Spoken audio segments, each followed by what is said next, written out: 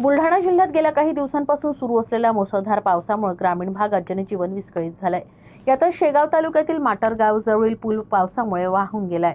या पूल दुर्घटनेमुळे माटरगाव बेलुरा आणि माटरगाव खुर्द या दोन महत्त्वाच्या गावांचा एकमेकांशी संपर्क तुटला आहे।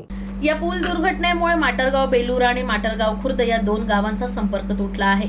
विशेष म्हणजे ही घटना घडून 3 दिवस उलटले असले तरी प्रशासनाने याकडे पूर्णतः दुर्लक्ष केलं आहे। यामुळे गावकऱ्यांनी नाराजी व्यक्त केली आहे। पूल वाहून गेल्यानं लहान मुलांचं शाळेत जाणं बंद झालंय। आठवडी बाजारही पूर्णतः कोलमडलाय।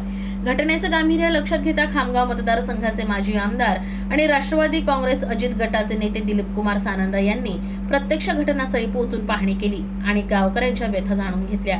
यानंतर त्यांनी सार्वजनिक बांधकाम विभाग आणि जिल्हा परिषद बांधकाम विभागाच्या अधिकाऱ्यांना जाब विचारला। दरम्यान दोघांनीही एकमेकांकडे बोट दाखवत जबाबदारी ढकलण्याचा प्रयत्न केला।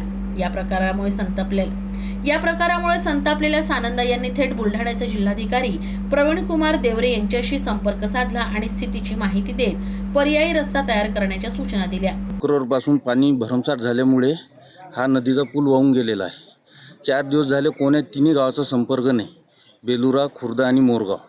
त्याच्यामुळे आम्हाला याच्यापासून शाळेत जायचा त्रास आहे। आजही पोरं घरी आहे सर्व शाळेतले, कोणती गाडी येत नाही, मालवाहक जात नाही, काहीच नाही। दवाखान्याच्या कामानं काही कोणाचा बाहेर विद्यार्थ्याला शाळेत येण्या जाण्यासाठी त्रासाचं होत आहे।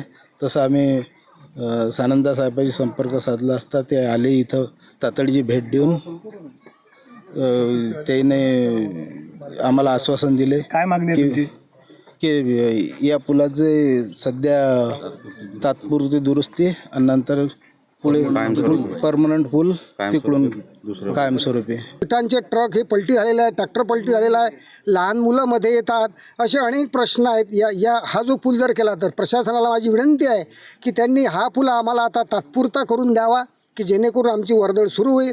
परंतु उन्हाळ्यामध्ये तो जो साहेबांनी जे आमदार साहेब या ठिकाणी आले, आमचे त्यांनी आसू पुसले, तर त्यांना आम्ही गावकऱ्यांतर्फे बेलुरा माटर आम्ही धन्यवाद देतो। शासनाच्या माध्यमातून पालकमंत्री महोदयांची आपले मकरंद पाटील साहेब आहेत, त्यांच्या माध्यमातून ही जी मागणी आहे गावकऱ्यांची, ती मागणी अत्यंत रास्त आहे। त्या मागणीसाठी मी सातत्याने पाठपुरावा करेल व तात्काळ ही रिपेरी जी आहे त्यांनी सांगितली की कॉन्क्रीट टाकून ही रिपेरी करावी, त्या माध्यमातून ती रिपेरी लवकरात लवकर केली जाईल। तो दुसरा जो पूल आहे त्याचं एस्टिमेट वगैरे काढून किती कोटीचा तो पूल होतो, त्या माध्यमातून शासनाच्या माध्यमातून पालकमंत्री महोदयांच्या माध्यमातून त्याचा पाठपुरावा करून